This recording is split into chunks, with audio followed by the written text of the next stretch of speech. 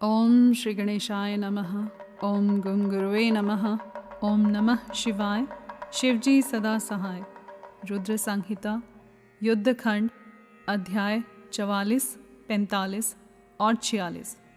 भाइयों के उपालंभ से अंधक का तप करना और वर पाकर त्रिलोकी को जीतकर स्वेच्छाचार में प्रवृत्त होना, उसके मंत्रियों द्वारा शिव परिवार का वर्णन, पार्वती के सौंदर्य पर मोहित होकर अंधक का वहां जाना और नंदीश्वर के साथ युद्ध, अंधक के प्रहार से नंदीश्वर की मूर्छा, पार्वती के आवाहन से देवियों का प्रकट होकर युद्ध करना, शिव का आगमन और युद्ध, शिव द्वारा शुक्राचार्य का निगला जाना, शिव की प्रेरणा से विष्णु का काली रूप धारण करके दानवों के रक्त का पान करना, शिव का अंधक को अपने त्रिशूल में पिरोना और युद्ध की समाप्ति। संत कुमार जी कहते हैं, मुनिवर, एक समय हिरण्याक्ष का पुत्र अंधक अपने भाइयों के साथ विहार में संलग्न था। उसी समय उसके कामासक्त मदांध भाइयों ने उससे कहा, अरे अंधे, तुम्हें तो अब राज्य से क्या प्रयोजन है। हिरण्याक्ष तो मूर्ख था, जो उसने घोर तप द्वारा शंकर जी को प्रसन्न करके भी तुम जैसे कुरूप, बेडोल, कलिप्रिय और नेत्रहीन को प्राप्त किया। ऐसे तुम राज्य के भागी तो हो नहीं सकते, क्योंकि भला तुम ही विचार करो कि कहीं दूसरे से उत्पन्न हुआ पुत्र भी राज्य पाता है। सच पूछो तो निश्चय ही इस राज्य के भागी हम ही लोग हैं। संत कुमार जी कहते हैं, मुने, उन लोगों की वह बात सुनकर अंधक दीन हो गया। फिर उसने स्वयं ही बुद्धिपूर्वक विचार करके तरह तरह की बातों से उन्हें शांत किया और रात के समय वह निर्जन वन में चला गया। वहाँ उसने हजारों वर्षों तक घोर तप करके अपने शरीर को सुखा डाला और अंत में उस शरीर को अग्नि में होम देना चाहा। तब ब्रह्मा जी ने उसे वैसा करने से रोककर कहा, दानव, अब तू वर मांग ले। सारे संसार में जिस दुर्लभ वस्तु को प्राप्त करने की तेरी अभिलाषा हो, उसे तू मुझसे ले ले। पद्मयोनि ब्रह्मा के वचन को सुनकर वह दैत्य दीनता एवं नम्रता पूर्वक कहने लगा, भगवान, जिन निष्ठुरों ने मेरा राज्य छीन लिया है, वे सब दैत्य आदि मेरे भृत्य हो जाएं। मुझ अंधे को दिव्य चक्षु प्राप्त हो जाएं। इंद्र आदि देवता मुझे कर दिया करें और देवता, दैत्य, गंधर्व, यक्ष, नाग, मनुष्य, दैत्यों के शत्रु नारायण, सर्वमय शंकर तथा अन्यान्य किन्हीं भी प्राणियों से मेरी मृत्यु न हो। उसके उस अत्यंत दारुण वचन को सुनकर ब्रह्मा जी सशंकित हो उठे और उससे बोले। ब्रह्मा जी ने कहा, दैत्येंद्र, ये सारी बातें तो हो जाएंगी, किंतु तू अपने विनाश का कोई कारण भी तो स्वीकार कर ले, क्योंकि जगत में कोई ऐसा प्राणी न हुआ है और न आगे होगा ही जो काल के गाल में न गया हो। फिर तुझ जैसे सत्पुरुषों को तो अत्यंत लंबे जीवन का विचार त्याग ही देना चाहिए। ब्रह्मा जी के इस अनुनय भरे वचन को सुनकर वह दैत्य पुनः बोला। अंधक ने कहा, प्रभो, तीनों कालों में जो उत्तम, मध्यम और नीच नारियां होती हैं, उन्हीं नारियों में कोई रत्नभूता नारी मेरी भी जननी होगी। वह मनुष्य लोक के लिए दुर्लभ तथा शरीर, मन और वचन से भी अगम्य है। उसमें राक्षस भाव के कारण जब मेरी काम भावना उत्पन्न हो जाए, तभी मेरा नाश हो। उसकी बात सुनकर स्वयंभू भगवान ब्रह्मा को महान आश्चर्य हुआ। वे शंकर जी के चरण कमलों का स्मरण करने लगे। तब शंभू की आज्ञा पाकर वे उस अंधक से बोले। ब्रह्मा जी ने कहा, दैत्यवर, तू जो कुछ चाहता है, तेरे वे सभी सकाम वचन पूर्ण होंगे। दैत्येंद्र, अब तू उठ, अपना अभीष्ट प्राप्त कर और सदा वीरों के साथ युद्ध करता रहे। मुनीश, हिरण्याक्ष पुत्र अंधक के शरीर में नसें और हड्डियां ही शेष रह गई थी। वह ब्रह्मा के ऐसे वचन को सुनकर शीघ्र ही भक्तिपूर्वक उन लोकेश्वर के चरणों में लौट गया और इस प्रकार बोला। अंधक ने कहा, विभो, जब मेरे शरीर में नसें और हड्डियां मात्र ही शेष रह गई हैं, तब भला इस देह से शत्रु सेना में प्रवेश करके मैं कैसे युद्ध कर सकूंगा। अतः अब आप अपने पवित्र हाथ से मेरा स्पर्श करके इस शरीर को मांसल बना दीजिए। संत कुमार जी कहते हैं, महर्षि, अंधक की प्रार्थना सुनकर ब्रह्मा जी ने अपने हाथ से उसके शरीर का स्पर्श किया और फिर वे मुनिगणों तथा सिद्ध समूहों से भली भांति पूजित हो देवताओं के साथ अपने धाम को चले गए। ब्रह्मा के स्पर्श करते ही उस दैत्य राज का शरीर भरा पूरा हो गया, जिससे उसमें बल का संचार हो आया तथा नेत्रों के प्राप्त हो जाने से वह सुंदर दिखने लगा। तब उसने प्रसन्नतापूर्वक अपने नगर में प्रवेश किया। उस समय प्रहलाद आदि श्रेष्ठ दानवों ने जब उसे वरदान प्राप्त करके आया हुआ जाना, तब वे सारा राज्य उसे समर्पित करके उसके वशवर्ती भृत्य हो गए। तदंतर अंधक सेना और भृत्य वर्ग को साथ लेकर स्वर्ग को जीतने के लिए गया। वहाँ संग्राम में समस्त देवताओं को पराजित करके उसने वज्रधारी इंद्र को अपना करद बना लिया। उसने यत्र तत्र बहुत सी लड़ाइयाँ लड़कर नागों, सुपर्णों, श्रेष्ठ राक्षसों, गंधर्वों, यक्षों, मनुष्यों, बड़े बड़े पर्वतों, वृक्षों और सिंह आदि समस्त चौपायों को भी जीत लिया। यहाँ तक कि उसने चराचर त्रिलोकी को अपने वश में कर लिया। तदंतर वह रसातल में, भूतल पर तथा स्वर्ग में जितनी सुंदर रूप वाली नारियां थीं, उनमें से हजारों को जो अत्यंत दर्शनीय तथा अपने अनुकूल थी, साथ लेकर विभिन्न पर्वतों पर तथा नदियों के रमणीय तटों पर विहार करने लगा। दैत्यराज अंधक सदा दुष्टों का ही संग करता था। उसकी बुद्धि मद से अंधी हो गई थी, जिससे उस मूढ़ को इतना कुछ ज्ञान भी नहीं रह गया था कि परलोक में आत्मा को सुख देने वाला भी कोई कर्म करना चाहिए। इस प्रकार वह महामनस्वी दैत्य उन्मत्त हो और अपने सारे प्रधान पुत्रों को कुतर्कवाद से पराजित करके दैत्यों सहित संपूर्ण वैदिक धर्मों का विनाश करता हुआ विचरण करने लगा। वह धन के मद से अभिभूत हो वेद, देवता, ब्राह्मण और गुरु आदि किसी को भी नहीं मानता था। प्रारब्धवश उसकी आयु समाप्त हो चुकी थी। इसी से वह स्वेच्छाचार में प्रवृत्त हो व्यर्थ में ही अपनी आयु के शेष दिन गवाता हुआ रमण कर रहा था। उस दानव श्रेष्ठ के 3 मंत्री थे, जिनका नाम था दुर्योधन, वैधस और हस्ती। एक समय उन तीनों ने उस पर्वत के किसी रमणीय स्थान पर एक परम रूपवती नारी को देखा। उसे देखकर वे शीघ्रगामी श्रेष्ठ दैत्य हर्षमग्न हो तुरंत ही महादैत्यपति वीरवर अंधक के पास पहुँचे और बड़े प्रेम से उस देखी हुई घटना का वर्णन करने लगे। मंत्रियों ने कहा, दैत्येंद्र, यहाँ एक गुफा के भीतर हमने एक मुनि को देखा है। ध्यानस्थ होने के कारण उसके नेत्र बंद हैं। वह बड़ा रूपवान है। उसके मस्तक पर अर्धचंद्र की कला अपनी छटा बिखेर रही है और कमर में गजेंद्र की खाल बंधी हुई है। बड़े बड़े नाग उसके सारे शरीर में लिपटे हुए हैं। खोपड़ियों की माला ही उस जटाधारी का आभूषण है। उसके हाथ में त्रिशूल है तथा एक विशाल धनुष, बाण और तुणीर भी वह धारण किए हुए है। उसका अक्षसूत्र स्पष्ट दिख रहा है। उसके 4 भुजाएं तथा लंबी लंबी जटाएं हैं। वह खड़ग, त्रिशूल और लकुट धारण किए हुए है। उसकी आकृति अत्यंत गौर है और उस पर भस्म का अनुलेप लगा हुआ है। वह अपने उत्कृष्ट तेज से सुशोभित हो रहा है। इस प्रकार उस श्रेष्ठ तपस्वी का सारा वेश ही अद्भुत है। उससे थोड़ी ही दूर पर हमने एक और पुरुष को देखा, जो विकराल वानर सा है। उसका मुख बड़ा भयंकर है।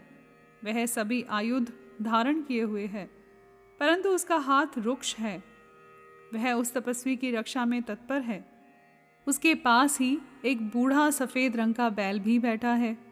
उस बैठे हुए तपस्वी के पार्श्व भाग में हमने एक शुभ लक्षण संपन्ना नारी को भी देखा है। वह भूतल पर रत्न स्वरूपा है। उसका रूप बड़ा मनोरम है और तरुणी होने के नाते वह मन को मोह लेती है।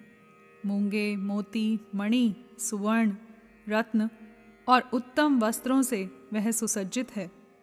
उसके गले में सुंदर मालाएं लटक रही हैं। कहाँ तक कहें, वह इतनी सुंदर है कि जिसने उसे एक बार देख लिया, उसी का नेत्र धारण करना सफल है। उसे फिर इस लोक में अन्य वस्तुओं के देखने से क्या प्रयोजन। वह दिव्य नारी पुण्यात्मा मुनिवर महेश की मान्या एवं प्रियतमा भार्या है। दैत्येंद्र, आप तो उत्तमोत्तम रत्नों का उपभोग करने वाले हैं, अतः उसे यहाँ बुलवा कर देखिए, वह आपके भी देखने योग्य है। संत कुमार जी कहते हैं, मुनि श्रेष्ठ, मंत्रियों के उन वचनों को सुनकर दैत्यराज अंधक कामातुर हो उठा। उसके सारे शरीर में कंप छा गया। फिर तो उसने तुरंत ही दुर्योधन आदि को उस मुनि के पास भेजा। मंत्रियों ने वहां जाकर मुनीश्वर को प्रणाम करके उनसे अंधकासुर का संदेश कहा तथा बदले में शिवजी का उत्तर सुनकर वे लौटकर अंधक से बोले। मंत्रियों ने कहा, राजन, आप तो संपूर्ण दैत्यों के स्वामी हैं, फिर भी उस महान पराक्रमी वीरवर तपस्वी मुनि ने अपनी बुद्धि से त्रिलोकी को तृण के समान समझकर हंसते हुए आपके लिए ऐसी बातें कही हैं। उस निशाचर का शौर्य और धैर्य अस्थिर है। वह दानव कृपण, सत्वहीन, क्रूर, कृतघ्न और सदा ही पाप कर्म करने वाला है। क्या उसे सूर्यपुत्र यम का भय नहीं है? कहाँ तो मैं, मेरे दारुण शस्त्र और मृत्यु को भी संत्रस्त कर देने वाला युद्ध, और कहाँ वह वानर का मुख वाला डरपोक निशाचर जिसके सारे अंग बुढ़ापे से जर्जर हो गए हैं। कहाँ मेरा यह स्वरूप और कहाँ तेरी मंद भाग्यता। तेरी सेना भी तो नहीं के बराबर ही है। फिर भी यदि तुझ में कुछ सामर्थ्य हो तो युद्ध के लिए तैयार हो जा और आकर कुछ अपनी करतूत दिखा। मेरे पास तुझ जैसे पापियों का विनाश करने वाला वज्र सरीखा भयंकर शस्त्र है, और तेरा शरीर तो कमल के समान कोमल है।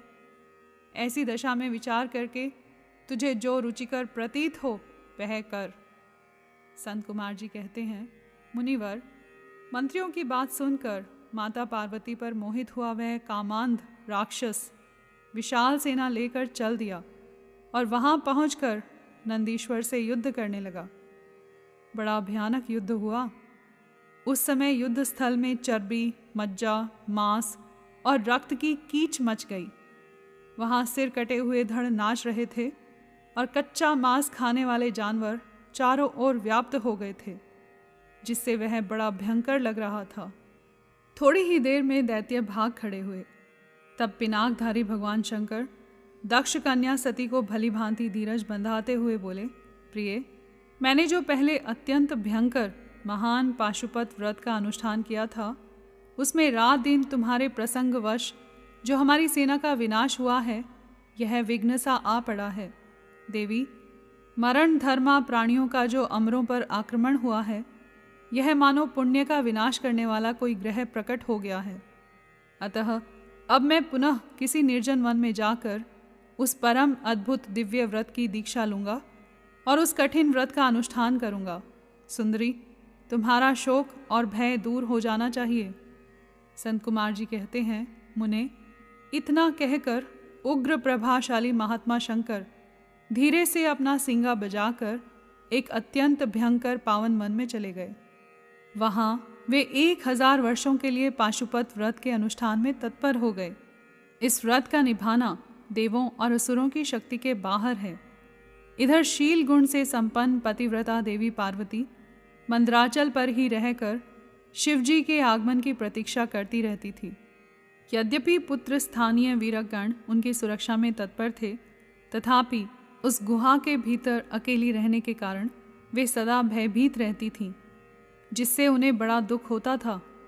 इसी बीच वरदान के प्रभाव से उन्मत्त हुआ वह दैत्य अंधक, जिसका धैर्य कामदेव के बाणों से छिन्न भिन्न हो गया था, अपने मुख्य योद्धाओं को साथ ले पुनः उस गुफा पर चढ़ आया। वहां सैनिकों सहित उसने वीरगण के साथ अत्यंत अद्भुत युद्ध किया। उस समय सभी वीरों ने अन्न, जल और नींद का परित्याग कर दिया था। इस प्रकार वह युद्ध लगातार 505 दिन और रात तक चलता रहा। अंत में दैत्यों की भुजाओं से छुटे हुए आयुधों के प्रहार से नंदीश्वर का शरीर घायल हो गया, जिससे वे गुहा द्वार पर ही गिर पड़े और मूर्छित हो गए। उनके गिरने से गुहा का सारा दरवाजा ही ढक गया, जिससे उसका खोला जाना असंभव था। फिर दैत्यों ने 2 ही घड़ी में सारे वीरगण को अपने अस्त्र समूहों से आच्छादित कर दिया। तब पार्वती ने भगवान विष्णु और ब्रह्मा जी का स्मरण किया। स्मरण करते ही ब्राह्मी, नारायणी, ऐन्द्री, वैश्वानरी, याम्या, नैऋति, वारुणी, वायवी, कौबेरी, यक्षेश्वरी, गारुड़ी आदि देवियों के रूप में समस्त देवता, यक्ष, सिद्ध, गुह्यक आदि शस्त्रास्त्रों से सुसज्जित होकर अपने अपने वाहनों पर सवार हो पार्वती के पास आ पहुँचे और राक्षसों के साथ भिड़ गए। कुछ समय बाद भगवान शिव भी आ गए। फिर तो घोर युद्ध हुआ। तदंतर शुक्राचार्य को संजीवनी विद्या के द्वारा दैत्यों को जीवित करते देखकर भूतनाथ शिवजी उनको निगल गए। इससे दैत्य ढीले पड़ गए। व्यास जी अंधक महान पराक्रमी, वीर और त्रिपुर हंता शिव के समान बुद्धिमान था। सैकड़ों वरदान मिलने के कारण वह उन्माद के वशीभूत हो रहा था। यद्यपि बहुसंख्यक शस्त्रास्त्रों की चोट से उसका शरीर जर्जर हो गया था, फिर भी शिवजी पर विजय पाने के लिए उसने दूसरी माया रची। जब प्रलयकालीन अग्नि के समान शरीर धारण करने वाले भूतनाथ त्रिपुरारी शंकर ने अपने त्रिशूल से उसे बुरी तरह छेद डाला, तब भूतल पर गिरे हुए उसके रक्त कणों से युद्ध के युद्ध अंधक प्रकट हो गए। उनसे सारी रणभूमि व्याप्त हो गई। वे विकृत मुख वाले भयंकर राक्षस अंधक के सदृश ही पराक्रमी थे। इस प्रकार जब पशुपति द्वारा मारे गए सैनिकों के घावों से निकले हुए अत्यंत गरम गरम रक्त बिंदुओं से दूसरे सैनिक उत्पन्न होने लगे, तब बहुत सी भुजारूपी लताओं द्वारा आक्रांत होने के कारण कुपित हुए बुद्धिमान भगवान विष्णु ने प्रमथनाथ शिव को बुलाकर योग बल से एक ऐसा अजेय स्त्री रूप धारण किया जिसका मुख विकृत था और रूप उग्र, विकराल और कंकाल मात्र था। वह स्त्री रूप शंभु के कान से निकला था। जब उन देवी ने रणभूमि में उपस्थित हो अपने युगल चरणों से पृथ्वी को अलंकृत किया, तब सभी देवता उनकी स्तुति करने लगे। तत्पश्चात भगवान ने उनकी बुद्धि को प्रेरित किया। फिर तो वे क्षुधार्त होकर रण के मुहाने पर उन सैनिकों के तथा दैत्य राज के शरीर से निकले हुए अत्यंत गरम गरम रुधिर का पान करने लगी, जिससे राक्षसों का उत्पन्न होना बंद हो गया। तदंतर एकमात्र अंधक ही बच गया। यद्यपि उसके शरीर का रक्त सूख गया था, तथापि वह अपने कुलोचित सनातन क्षात्र धर्म का स्मरण करके अविनाशी भगवान शंकर के साथ भयंकर थप्पड़ों से, वज्र सदृश जानुओं और चरणों से, वज्राकार नखों से, मुख, भुजा और सिरों से संग्राम करता रहा। तब प्रमथनाथ शिव ने रणभूमि में उसका हृदय विदीर्ण करके उसे शांत कर दिया। फिर त्रिशूल भोंक कर उसे स्थाणु के समान ऊपर को उठा लिया। उसका जर्जर शरीर नीचे को लटक रहा था। सूर्य की किरणों ने उसे सुखा दिया। पवन के झोंकों से युक्त मेघों ने मूसलाधार जल बरसाकर उसे गीला कर दिया। हिमखंड के समान शीतल चंद्रमा की किरणों ने उसे विशीर्ण कर दिया। फिर भी उस दैत्यराज ने अपने प्राणों का परित्याग नहीं किया। उसने विशेष रूप से शिवजी का स्तवन किया। तब करुणा के अगाध सागर शंभु प्रसन्न हो गए और उन्होंने उसे प्रेम पूर्वक गणाध्यक्ष का पद प्रदान कर दिया। तत्पश्चात युद्ध के समाप्त हो जाने पर लोकपालों ने नाना प्रकार के सार गर्भित स्तोत्रों द्वारा विधि पूर्वक शिवजी की अर्चना की और हर्षित हुए ब्रह्मा, विष्णु आदि देवों ने गर्दन झुकाकर उत्तमोत्तम स्तुतियों द्वारा उनका स्तवन किया। फिर जय जयकार करते हुए वे आनंद मनाने लगे।